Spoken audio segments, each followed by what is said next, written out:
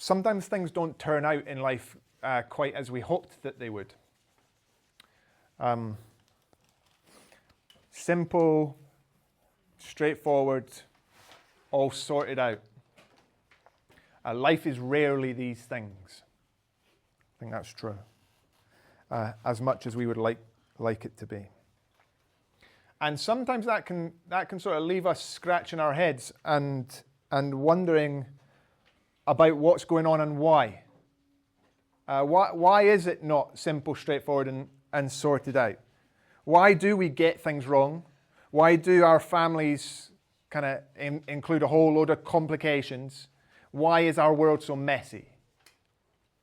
Life contains a lot of twists and turns. And that's the story of the Bible too. The storyline in the Bible contains lots of twists and turns. There are lots of times when we think things are going to be simple, straightforward, and get sorted out. And then everything goes wrong. There's lots of times when it sounds simple. It sounded really simple back at the beginning. If you remember Genesis chapter 3, even after sin entered the world, as God spoke to the serpent and told them that the serpent would have offspring and the woman would have offspring, but the woman's offspring would crush the serpent's head. It sounded like the woman's going to have a baby, the snake's going to lose, the end. Happy days, isn't it? Turns out getting to that point is a story with lots of twists and turns. Now, the last couple of weeks we've looked at the judgment of the flood, followed by the end of that judgment. And we saw this sort of wickedness and sin of humanity being wiped out, and then a nice shiny new world emerged from the floodwaters as the waters receded. The only people that were left were Noah and his family. Noah, a man described as righteous, blameless in his generation, who walked with God. So this is the picture. The flood has come, wickedness has been wiped out, and all that is remaining are the righteous. Now that doesn't make an awful lot of sense of the world that we experience, does it? And actually, that would have been a confusingly clean picture to the original recipients of this book of Genesis as well. If you can remember, and this is going some, so if you can remember back to the start of the series, I'll be impressed. We said at the very beginning of Genesis that this book has been written down by one of the leaders of God's Old Testament people, Israel, called Moses. And he's written this, most likely towards the end of his life, on the eve of Israel crossing the River Jordan to enter into the promised land that God said he's going to give to them. So they've been slaves in Egypt 400 years. God's rescued them out of that. They've traveled through the wilderness, and they're about to enter the place God promised to give them as a homeland. Now that sounds like another plan starting to come together, doesn't it? But as Moses and the people of Israel stand there, right on the cusp of Canaan, about to enter in, there's plainly a number of twists and turns to go. Because the land of promise on the other side of the river is filled with a bunch of wicked, corrupt, idol-worshipping Canaanites. So Egyptians behind them, Canaanites ahead of them, which makes very little sense if the flood wiped out all the wickedness from the face of the earth, doesn't it? Where has the wickedness come from? That's still the question. And how are God's promises going to progress through all the twists and turns of life? And Genesis 9 and 10 helps us answer those questions. And the big idea, here's, if you get nothing else this morning but this sentence, that's okay. Here's the big idea. The curse of sin survived the flood. But so has God's promised plan to bring blessing. Okay? The curse of sin survived the flood, but so did God's promised plan to bring blessing. Now, this episode at the end of chapter 9 is a pretty strange and pretty sad ending to the life of Noah, isn't it? If we're honest. He's been the hero of the last 2 weeks. And here's a sad ending. We prefer feel-good endings. I do. I don't like watching films with a twist at the end that makes you leave feeling a bit depressed. I like a feel-good film. We like happy endings. But the Bible is very honest. And even the Bible's best characters are presented to us in a very real way, warts and all. So, here's the sad ending of the story of Noah, okay? And this is our first heading this morning. First heading. After the flood, Noah falls into sin and dies. After the flood, Noah falls into sin and dies. So here is righteous Noah, fresh from being rescued from the flood, providing for us a vivid example that the best of men are men at best. And that even after the flood, Noah is just another man under the curse of sin. Now, before we look at what it is that he falls into, it's worth considering when it is he falls into this sin, isn't it? It wasn't during the judgment of the flood. It was after it. So he's endured the flood. He's witnessed God's wrath against sin. He's witnessed personally God's mercy towards sinners. He's walked with God, we've been told. He's God's man. And yet he falls into sin and disgrace. So, lesson number 1, okay? God's people are not immune from sin. Don't know if you needed to hear that. God's people are not immune from sin, which is actually a staggering thing, isn't it, when you think about it? We too have seen the wrath of God against sin. We too have seen the mercy of God towards sinners in the cross of the Lord Jesus, and yet, having been rescued from that judgment, we sin again. It's confusing, isn't it?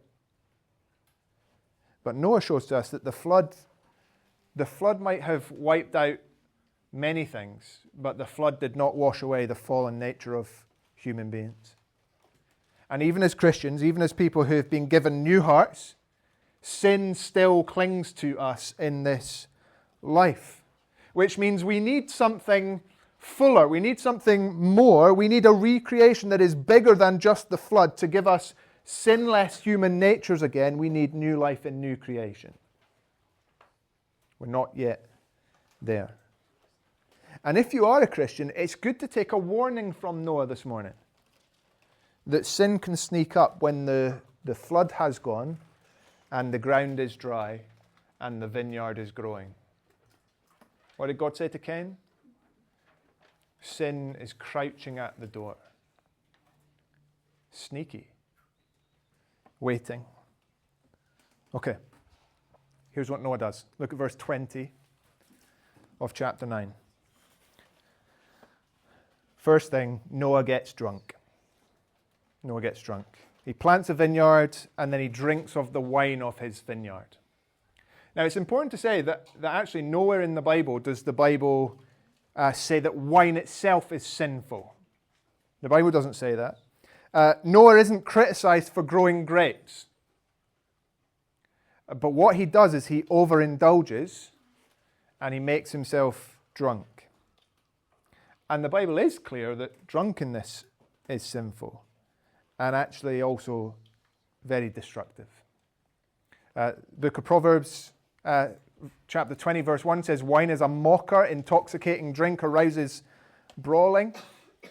Jesus warned against drunkenness in Luke 21. Paul lists drunkenness amongst the sins of the ungodly in Romans 13.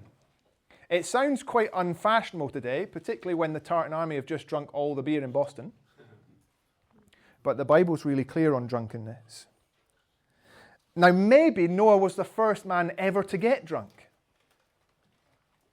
Maybe there's an element of naivety.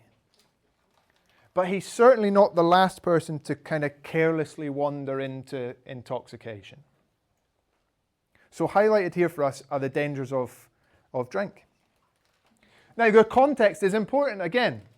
As the people of Israel stand hearing this from Moses on the banks of the river Jordan, one of the things that the Canaanites were really good at was growing grapes. If you know the story of the spies going into Canaan and coming back, they came back with mega bunches of grapes, which I think it's fair to assume might have made mega bottles of wine. So there is this one temptation for them here at this point in their history, having escaped Egypt and about to enter the promised land when the ground is dry and the grapes are growing and life is good. Noah's drunkenness warns Israel not to be re-enslaved by wine when they enter the promised land. Because wine is no kinder a slave master than Pharaoh. Some of us have experienced that. Wine is no kinder a slave master than Pharaoh. So good for us to take heed in it, church family, of these little warnings that come to us in God's providence right at the start of the summer, when these things are often a greater temptation than usual. If righteous Noah could fall in this way, then there's no reason to think that any of us are immune. So let's take heed of that. It's usually the case, though, that drunkenness doesn't come on its own, and it doesn't come on its own in Noah's case either. So Noah gets drunk, and then the second thing in verse 21 that he does is Noah gets naked. Now, we don't get loads of details about what this is all about, but we get enough. It's supposed to present to us a pretty pathetic picture of the man who was described as blameless in his generation. His inhibitions have been thrown off. His restraints have been thrown off. He becomes vulnerable. He's out of control. He has fallen a long way. And the chapter ends in verse 28 and 29 with very familiar words, but in kind of new packaging. Because for the very first time after the fall, the days of Noah were 950 years, and Noah died. And the point actually is painfully clear, which is, after getting our hopes up a little bit, Noah is clearly not the answer to humanity's sin problem, is he? Noah is a man just like the rest of us, under sin's curse. And we're supposed to sense the deja vu, just like we did last week. We're supposed to kind of see, if the flood was decreation and the end of judgment brought recreation, here comes another fall. Here comes another fall that infects humanity. Noah, notice this, he works the ground like Adam. See that? He becomes a man of the soil. He gets into trouble by wrongly consuming fruit like Adam. He ends up naked and ashamed like Adam. And after his fall, the curse of sin finally comes for him too. He was righteous Noah, but he was not perfect. And Noah died. Pretty sad end to the story of Noah, isn't it?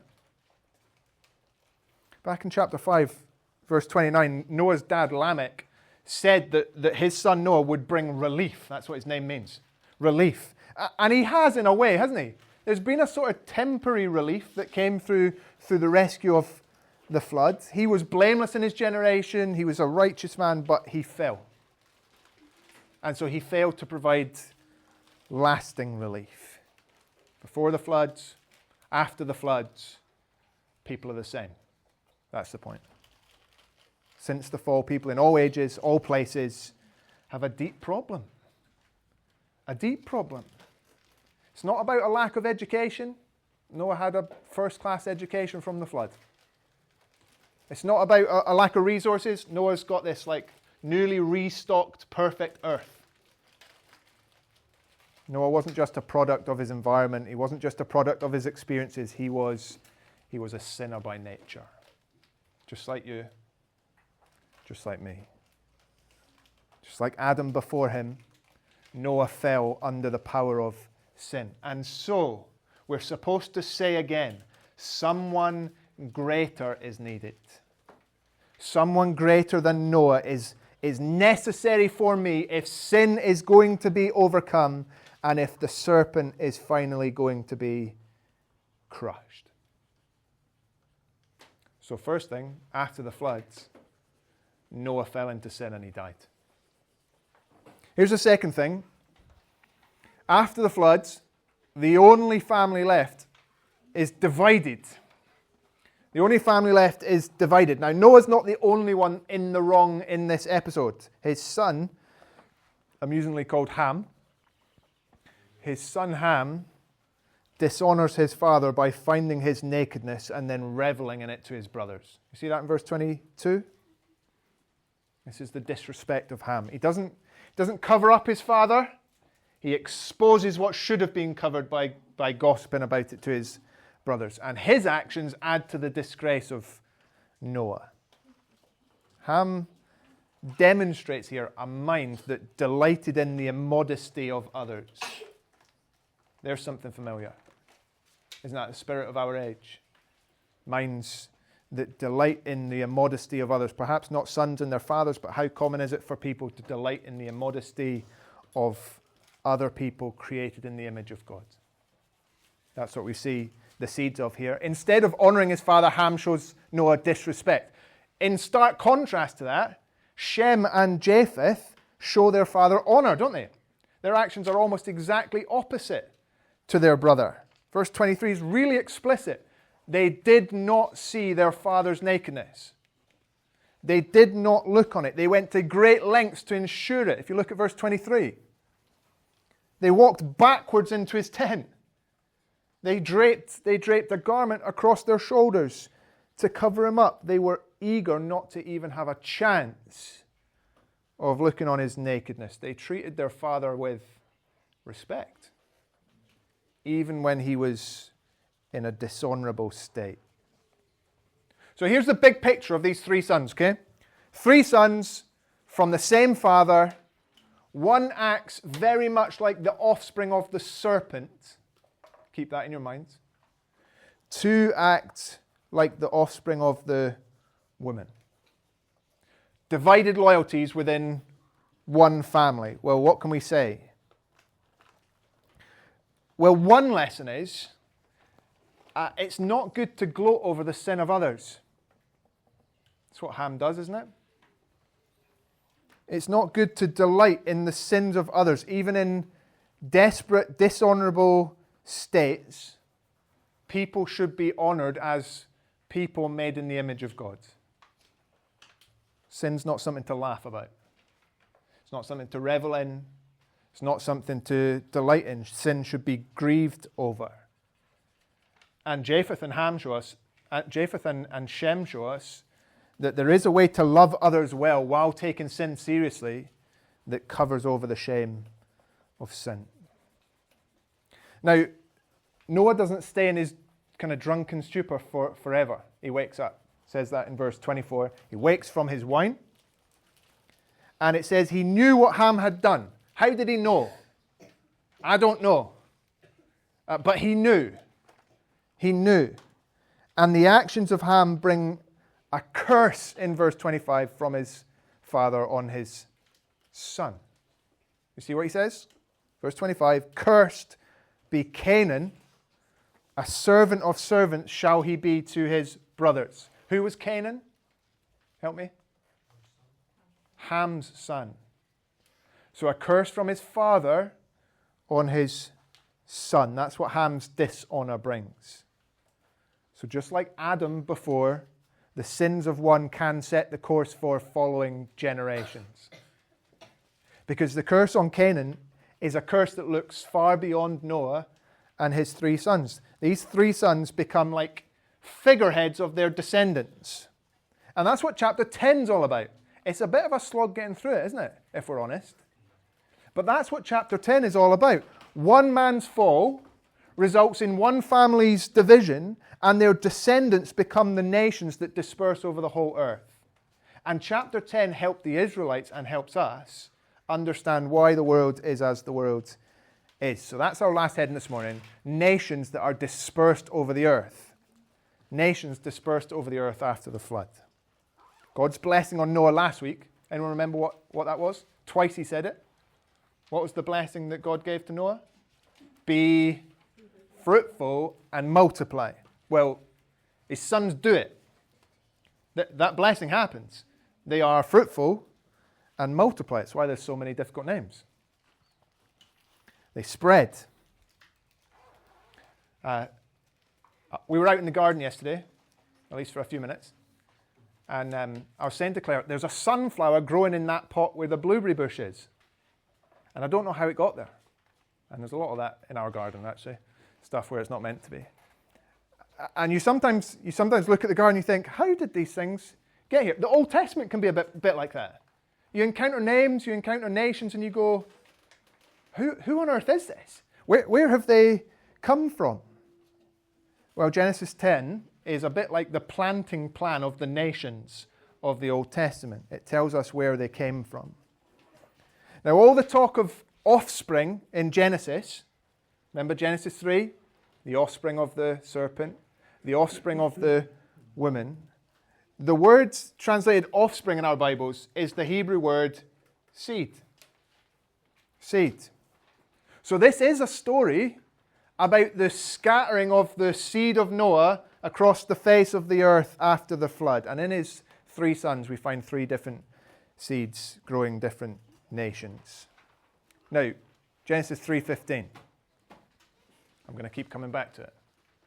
As God curses the snake in the garden, it becomes clear there will be offspring from the serpent and there will be offspring from the woman. The serpent's offspring would be the enemies of the woman's offspring. That's what he says. At enmity. Enemies. The serpent is cursed.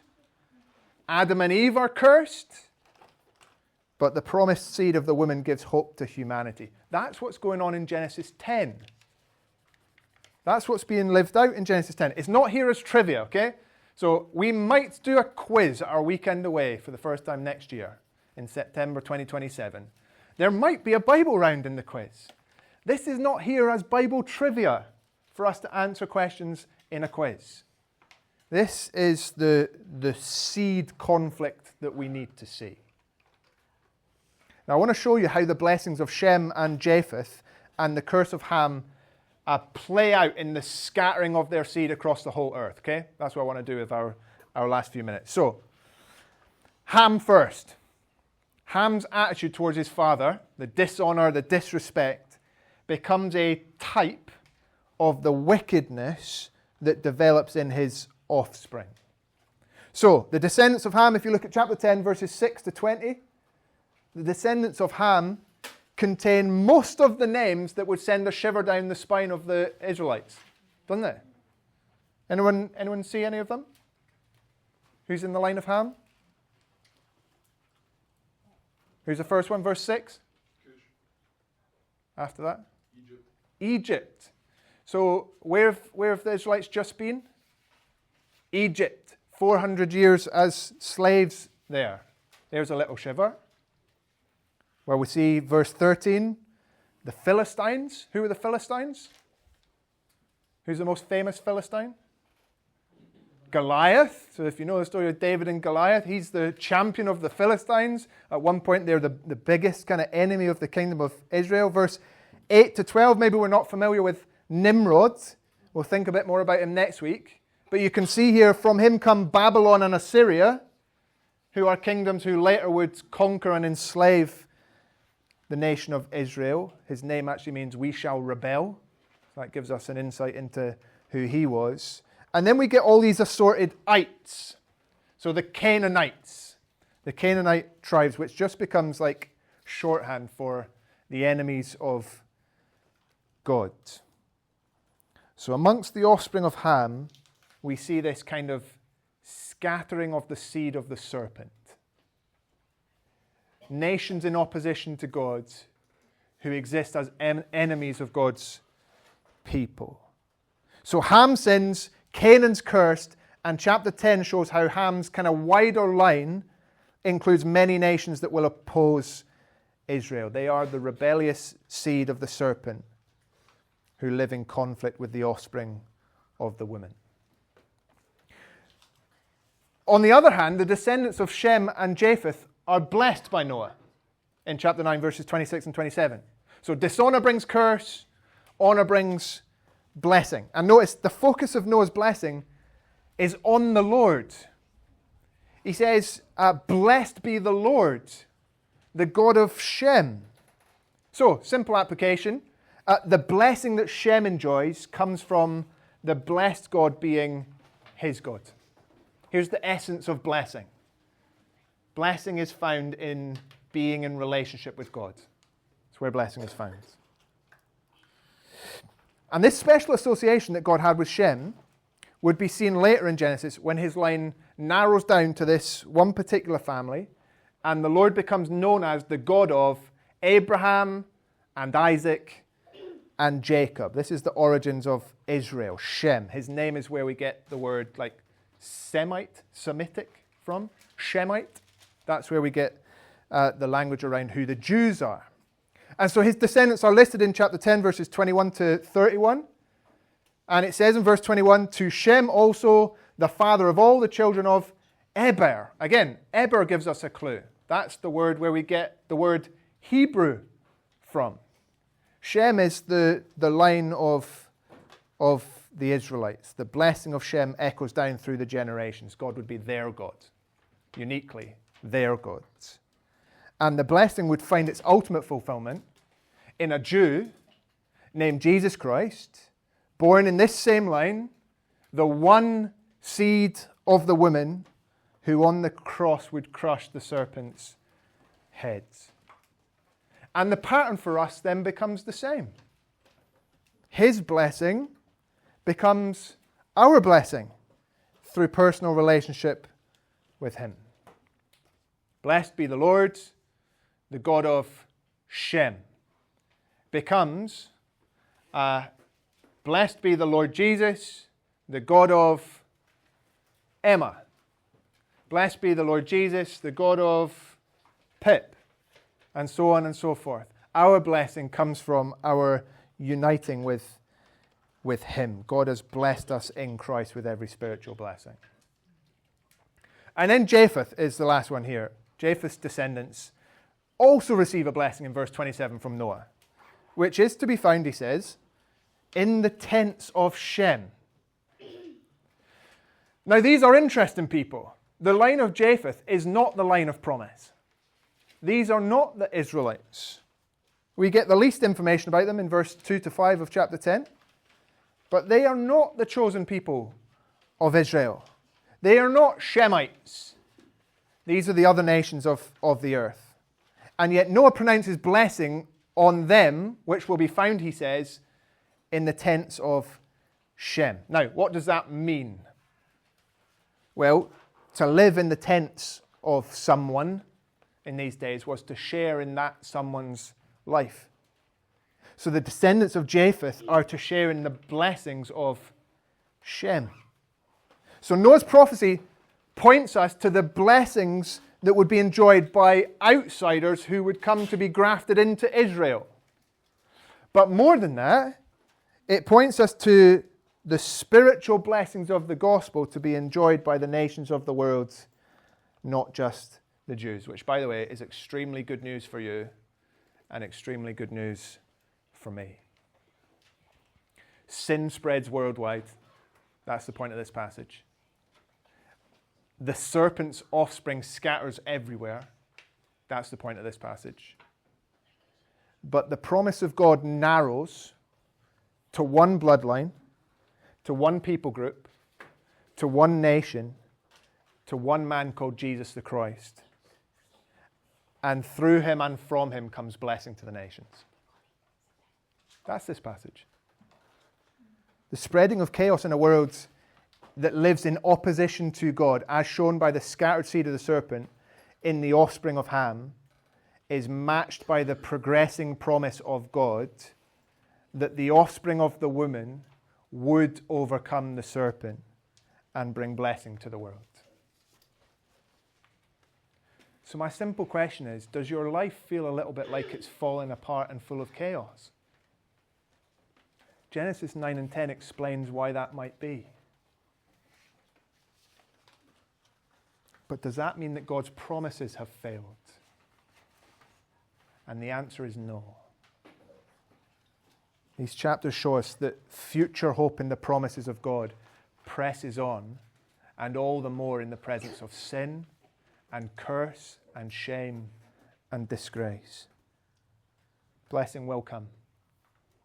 It will come through the line of Shem. There will be one more righteous than Noah who comes in his line. Noah lay naked, having fallen into sin. Jesus wore our sin and hung naked. Noah sinned and brought curse on his household. Jesus died for sin and brought blessing to the world. Noah couldn't crush the serpent, but in his cross and in his resurrection, Jesus did. There's lots of names that are hard to read in Genesis chapter 10, but it gives us the beautiful narrative of the gospel, that God's promise presses on. He brings blessing out of curse. He brings good out of wickedness. And he will have for himself a people of every tribe and tongue and nation.